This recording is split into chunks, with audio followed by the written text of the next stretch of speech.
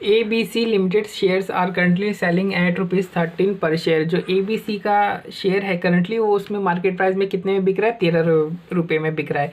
यानी ABC limited के जो शेयर की मार्केट प्राइस है वो कितनी हुई, 13 रुपये हो गई। और अभी ABC लिमिटेड की 10 लाख शेयर्स एग्जिस्ट करती है और ABC लिमिटेड है वो सोच रहा है कि नए प्रोजेक्ट को फाइनेंस करने के लिए 20 लाख रुपये का इंतजाम किया जाए। रिक्वायर्ड हमें क्या निकालना, हमें एक्स राइट प्राइस निकालनी है शेयर्स की और वैल्यू ऑफ राइट निकालनी है। दो सिनेरियो में, पहली सिनेरियो है कि अगर 2 शेयर के बदले 1 राइट शेयर इशू किया जाता है और दूसरा सिनेरियो कि अगर 4 शेयर के बदले 1 राइट शेयर इशू किया जाता है तब। और फिर हमें ये भी निकालना है कि इन दोनों सिचुएशन में किस तरीके से जो शेयर होल्डर है उनकी वेल्थ चेंज हो रही है और क्या जो राइट इशू है उसके कारण शेयर होल्डर की वेल्थ इंक्रीज हो रही है, ये भी हमें बताना है।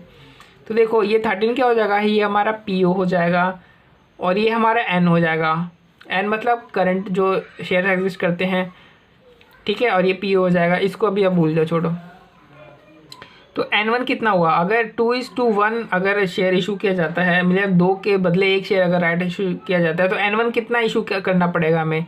तो अभी एग्जिस्ट कितना करता है, 10 लाख, और 10 लाख अगर शेयर्स इशू करते हैं, एग्जिस्ट करता है 10 लाख शेयर, ठीक है। 10 लाख शेयर क्या करता है, एग्जिस्ट करता है अभी।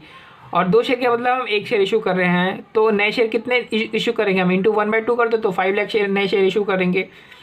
फिर दूसरे कंडीशन में अगर 4 शेयर के बदले 1 शेयर इशू किया जाए तो total number of share exist करते हैं 10 लाख। तो अगर 4 शेयर के बदले 1 शेयर इशू किया जाए तो टोटल नंबर ऑफ नए शेयर हम कितने इशू करेंगे, 2.5 लाख इशू करेंगे।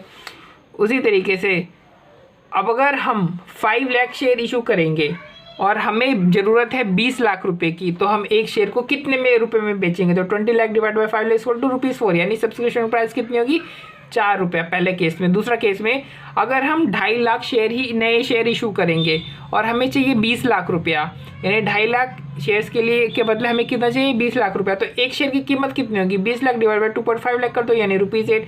यानी सेकंड केस में जो सब्सक्रिप्शन प्राइस होगी वो कितनी हो जाएगी, 8 रुपये हो जाएगी, ठीक है। तो अब हम ये निकाल लेते हैं, एक्स राइट प्राइस और वैल्यू ऑफ राइट हम निकाल लेते हैं। तो सबसे पहले हम एक्स राइट प्राइस निकालते हैं।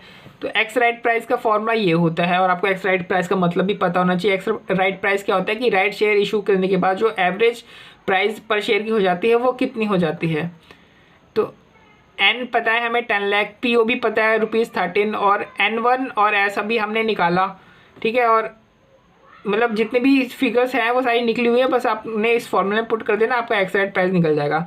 अब वैल्यू ऑफ राइट निकालना है, तो एक्स राइट प्राइस कितना निकला, 10। इस तरीके से ये रहा 10 लाख शेयर, और फर्स्ट केस में हमने 5 लाख और इशू किए थे, टोटल 15 लाख शेयर्स हो गए थे।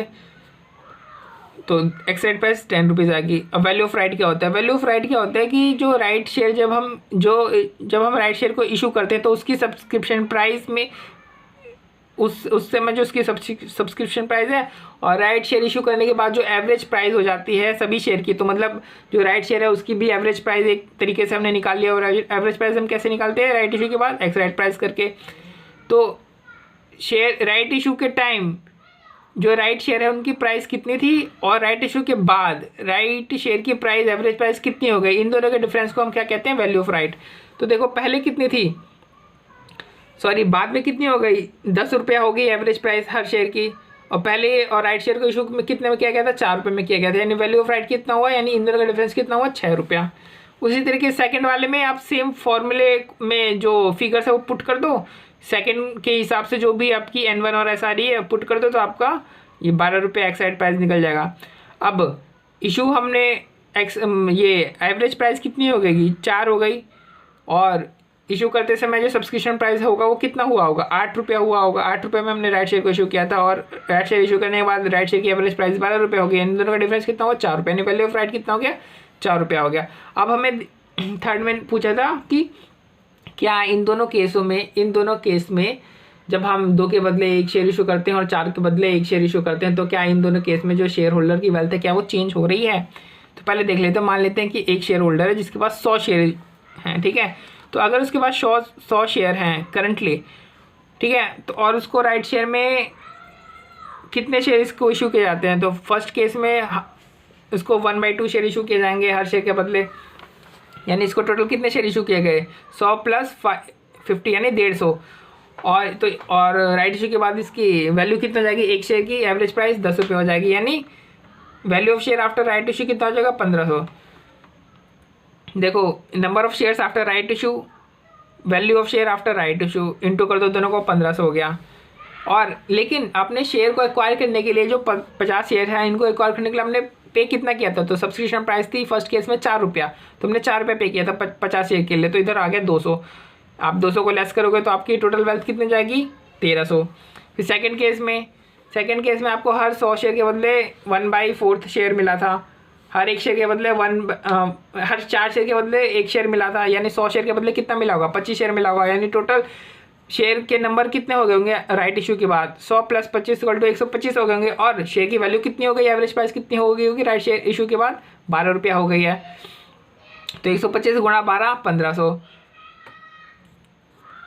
और आपने ये जो 25 शेयर है इनको एक्वायर करने के लिए पे कितना किया होगा, आपने एक शेयर को एक्वायर करने का 8 रुपये पे किया था, यानी 25 शेयर को एक्वायर करने के लिए कितना पे किया होगा, 200।